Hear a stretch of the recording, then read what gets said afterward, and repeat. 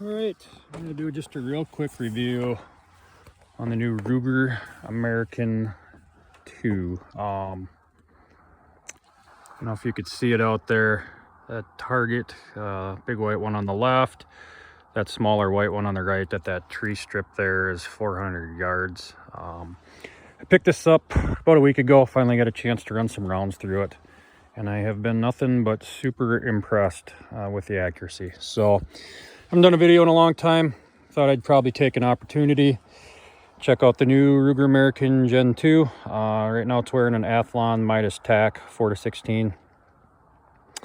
I went to the gun store, was looking to pick something up for the kids. I didn't even know these were out. I've been out of touch a little bit with the gun stuff, been busy in life. But I seen this there and it caught my eye, and I thought, boy, I wonder what that is. Ruger American Gen 2. So I always liked the Ruger American. I never personally owned one. I've shot quite a few. The reason I never owned one was there was just a couple things with that gun that I wouldn't tolerate, and they've corrected that on this one. So we're going to kind of go over it from one end to the other here. I'll talk about some things that I really like, some things I don't, and a little bit in between. So I paid full price for this. Not sponsored by anybody, just an average guy. I'm fortunate to have 500-yard range out here behind my house. Don't mind the mess. Typically we have about 3 feet of snow right now. So Ruger American Gen 2, this one's in 243 1-in-9 twist, which is a pretty good twist rate. I know a lot of guys want to shoot super heavy bullets. They want something a little quicker. For what I am doing, that's very adequate. So I just shot out to 400 yards. I shot about 1 3/4 at 250. Little round plate here, if we can see it. There it is, right there. Past that upper left, if you can see the ones back there, that's 300, and then 400 out on the tree strip. There's actually a 500 out past that deer blind, but light's starting to fade. And I got a few other things I need to do. Ammo right now, just factory American Whitetail 100 grain interlock. I've always had really good accuracy with this stuff for cheap ammo.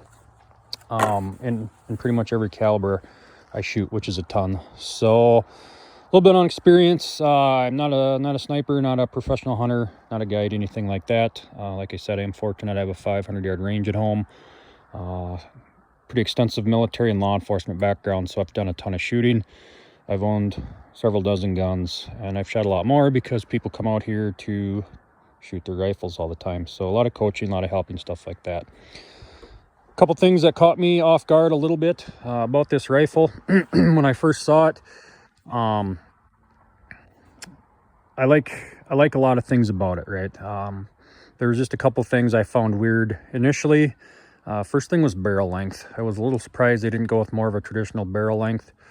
It looks like pretty much all these are shorter barrels. This is a 20-inch. Not a huge deal for me, despite the fact that I can shoot 500 yards. I actually hunt from, let's see here, if we can get around the tree. Hunt from the box blind back there. So long shot at my place, about 120, 130 yards. Farthest the kids shoot at any of the properties we hunt is about 220. So I'm not terribly concerned about reduced velocity. I think they probably put the shorter barrels on these so they could be used suppressed, which kind of brings us to beginning at the muzzle. The only other thing that caught me kind of off guard and strange with these is the fact that they put a muzzle brake on all of these rifles. I think that's good. I mean, it's awesome that they're threading them. I'm really happy to see something in this price range come threaded. Not just threaded, but properly threaded. It actually takes my standard 5/8 by 24 muzzle or thread protector here. A lot of them won't. So you get a lot of cheap guns. They're supposed to be 5/8 by 24. You go to screw a thread protector or suppressor on there, and they're not what they say they are. This one is. It screws right on. Threads are done nicely. They've got a nice shoulder on there, so you can shoulder up pretty much any suppressor against that. The reason I guess it kind of surprised me with the muzzle brake is because I looked at the calibers that are currently available, and there's not a single caliber that they're making in this rifle right now that would require a muzzle brake. Personally, I hate muzzle brakes. I find them horribly annoying. I hate when people come out to shoot with them, but I understand that, again, that's probably just to protect the threads. I think a lot of these are probably going to end up suppressed. So kudos to them, again, not only cutting the threads in there, but doing a good job. That shoulder looks good. My suppressors have gone on and off, no issue. And I don't seem to have any issues with concentricity with the bore or anything like that. No baffle strikes, anything like that. Barrel itself, medium contour, which is nice. Something that'll soak up a little heat. I just went through, looks like 12 rounds. I wasn't, 11. Wasn't shooting super fast, but I wasn't shooting super slow either. Point impact didn't shift at all, which is something I really like. The spiraling, honestly, I could take it or leave it. It's interesting. Again, I'll give them credit for doing something in this price range to try and make it stand out. Doesn't hurt my feelings. I don't particularly care either way. I really do like the finish. That was one of the 2 reasons I never bought the original Ruger American. That blued finish they had on there just seemed extremely prone to rusting. Again, I have tons of people come out here and shoot. I've seen a lot of those rifles. My brother has one in 243, super accurate rifle. But their bluing sucked. And he had an early version. It's possible it got better down the road. He'd bought his about a year after they came out.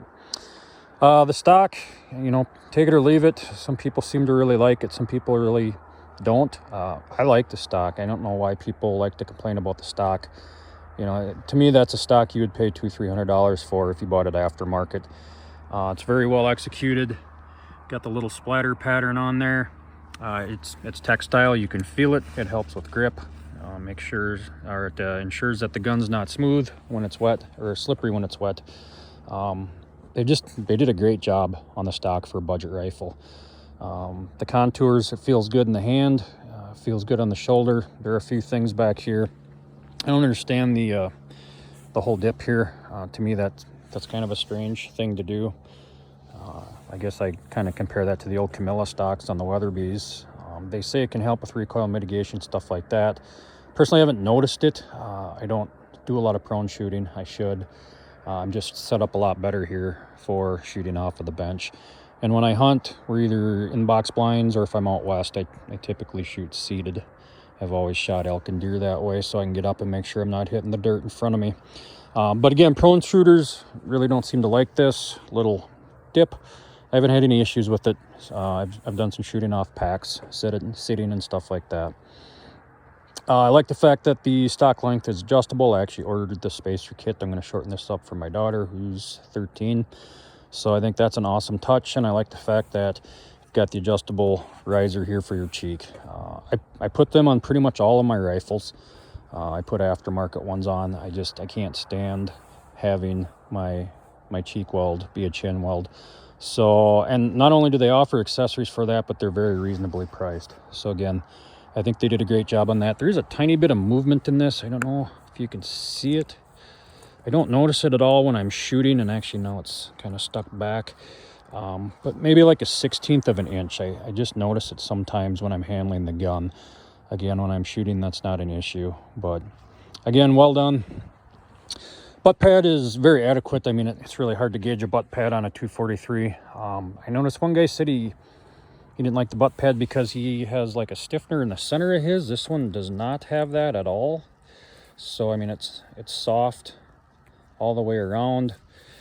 You can push it in, no problem, all the way around. Nice and squishy. It's grippy, does a good job sitting on the shoulder.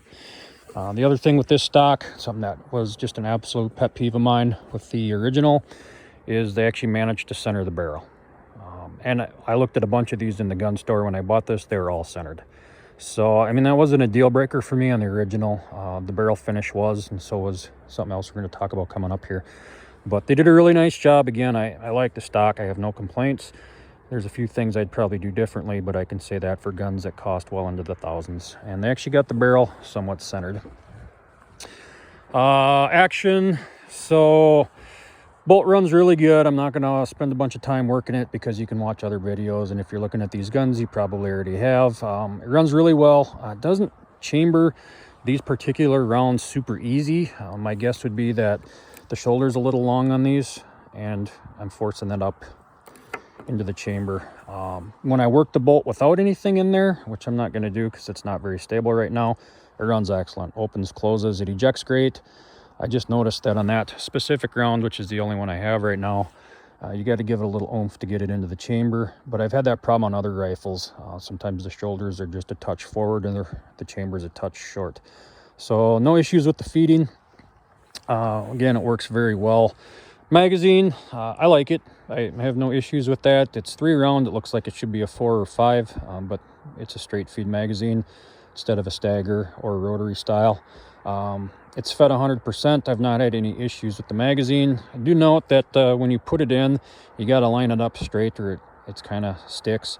Now that I'm used to it, that's not an issue. If you try and tip it in or come in at an angle, you're going to find some issues there. I'll probably do a follow-up video when I've got this in a better mount somewhere so I can show some of that. But I like the magazine. I don't mind the release. It's a little bit strange to me that it's a push forward to release instead of a pull back. It's probably the way I understand leverage. That's obviously the easiest way. It's just a little more difficult to keep your hand on the pistol grip and drop the mag. You do have to give the mag a pull to get it out. That's not an issue. I prefer actually internal mags on hunting guns because I don't like losing magazines in the field. But this one seats in there. Again, you got to get it in straight. It's got a little friction going in. It's got a little coming out. So trigger, all right. Trigger's decent on this. Seems my trigger pull gauge has suddenly gone missing. I'm guessing I'll find it at my brother's house. So I haven't measured it. Most of my triggers are set about 2.5 pounds. This one doesn't feel a whole lot heavier than that. It probably is that 3 to 3.5 pound range. Honestly, I think I'm going to leave it just because this is for the kids. I don't really have any desire to lighten it up a ton for them. But again, it's not bad. It feels like a 2-stage. There's some creepy take up, but then when you get to the wall, it breaks pretty clean. So far, fairly satisfied with the trigger. I mean, it's not a Tikka trigger. You know, most of my hunting guns are Tikkas or they have Timneys or Trigger Techs in them. Like I said, I like to set them about 2.5 pounds. It's not that clean, but it's really nothing to complain about. Again, for a $570 budget rifle, it's pretty decent. And I didn't have any issues shooting good groups out to 400 yards today. So next thing, and the main reason I never bought the original Ruger American rifle was you could not lock the bolt down, and they've remedied on this. So currently it's in fire. 1 click back is safe. 2 clicks back locks the bolt. So I won't own a rifle that I can't lock the bolt on. A lot of my guns, including this one, will eventually end up out west hunting in the mountains. The first year I went out there elk and deer hunting, I lost 3 rounds from the chamber. I run chambered in the mountains, especially in grizzly country. If you don't, that's great. I do. And it's just really aggravating to grab your rifle off your pack, or slung, I guess, against the pack, go to shoot at an animal, or worst case scenario, if we would run into an unfriendly bear, which we haven't yet, but just to find out that the action's open and the round's missing. One time I found the action open and a couple rounds missing. So again, for most guys, it doesn't matter. If you're going to go sit in your nice box blind somewhere, completely irrelevant. If you're going to be putting on a lot of miles hiking through the mountains, it's essential. I just would never bring another gun to the mountains that you couldn't lock the bolt shut on. So that was the main feature I looked to see on this rifle, and they had it, which is excellent. That's what made me buy this rifle, I guess. That was what kind of pushed me over the top. The safety itself, not bad. So off safe, obviously, is forward. It's not bad. A little bit of slop there. Come back to safe, where you can still work the bolt. Again, there's just like a weird amount of slop in that. But it stays on. I mean, it's a nice positive click. I don't notice it when I'm shooting other than when I'm manipulating the safety. Just a weird little kind of rattle looseness. When you come all the way back to lock the bolt, that goes away. It's nice and tight. There's no movement here. There's no wiggle. For some reason in that middle position, there is. Again, not a deal breaker for a gun in this price range. I had actually emailed Ruger a couple years ago and told them that I thought they'd probably sell a ton more rifles if they would include that on one. At that time, they said they had no intention of doing so, but obviously that changed. So credit to them for listening to the customers. It comes with the rail. It's a really high rail. Not disappointed that it comes with one. That's nice. Save some time and effort. I still take everything off, clean all the lube off the threads, blue Loctite everything down. But that rail, I guess I should check and see if that's a 20 MOA rail or not. That's a thick rail. I mean, that's a beefy rail. These are low Vortex Pro rings. And boy, they're still putting that scope up quite a ways off the barrel. I prefer to keep my scopes right down tight to the barrel. However, it is what it is again. I'm glad it comes with the rail. I just might eventually look for a different option for rings just to get that a little lower. I did order the higher comb though to compensate for that for now. That brings me to the one thing that really I don't like about this gun. Again, I like a lot of things. I like the stock, trigger's decent, magazine is good. Inserting it can be a bit finicky, but once you get used to it, you just put a little back pressure on it as you're inserting it and it goes right in. Really like the finish, like the threaded muzzle. Again, great job. The one thing I noticed, and it's not uncommon on rifles, some that cost a lot more than this, is you really can't single feed rounds in here. It's kind of aggravating. You can, so see if I can get this to stand up for a second. My bags are shot here and all the beads are falling out, so it doesn't do a very good job holding. The bolt lift, by the way, is nice and short. It's not hard to work, which is nice. They've got, I believe it's a 3-lug on here, which helps. Claw type extractor. So no problems working the bolt even for the kids. They've got a nice big knob on there. I don't particularly care if they have that or not. I don't ever have a problem working a regular bolt. But the one aggravating thing is, see if I can do this one-handed, drop around in, you go to feed it, it's a no-go. So not a deal breaker for me, just an aggravation, I guess, more than anything. Pull that round, or that mag, so I can get it out. Just something to note. If single feeding is super important to you, you can't just set the round in on the mag and have it feed. You can still single feed like a lot of rifles. You just got to angle the bullet in and put it straight into the chamber. So there's a round in there. I don't know if you could see it go in or not, but you can single feed. But again, you can't just lay them on the magazine and work the bolt. You got to kind of angle them in there, stick them straight in the chamber. I think that's the, excuse me, I got some damaged ribs. I think that's the one miss on this rifle. The one thing I would change if I could. Again, everything else is just kind of a minor aggravation. But all in all, yeah, the accuracy with, like I said, just the one round I've tested, I've blown my dies out. I wasn't aware I was going to be buying a 243 this soon. It's been phenomenal. About 0.7 MOA right now with just cheap Hornady Interlock 100 grain ammo. So Ruger, great job. Appreciate you actually listening to customers. I give this rifle about a 9 out of 10. It's a good looking rifle. It's fairly well balanced, a little muzzle heavy, but they make the weights. And now that I've seen that it's capable of the accuracy it is, I'm going to buy the weights because I'm going to end up with the YHM R9 on here most likely. Otherwise a titanium Phantom. Great rifle though. Again, I really enjoyed shooting it. Oh, that one other thing that really aggravates me. I'm glad I thought of it. You can't get to the freaking bolt to take the stock off without taking this mag release out. So I was going to remove it right away, just check everything out. Obviously there's a bolt there, no problem. I couldn't find the rear bolt. And I thought, boy, that is strange. Where in the heck did they put that frickin' second bolt that holds the barreled action into the stock? Turns out they put it in there. So to get to that bolt, if you want to adjust the trigger, or if you want to do any work, or if you're like me, you just want to check things out, retorque everything, make sure everything's good, you got to get a punch. You got to punch this pin out. Of course, this is under spring tension, pretty significant amount of spring tension. You got to capture that, and you got to drop this piece of plastic out. I got to think there was a better way of doing that. I guess if there was, they probably would have done it, but it's not. I did get it apart. I found it tedious and aggravating. They do make a special tool that they include with the rifles that you put your mag release here and your spring into, and it helps you get it lined up and back in.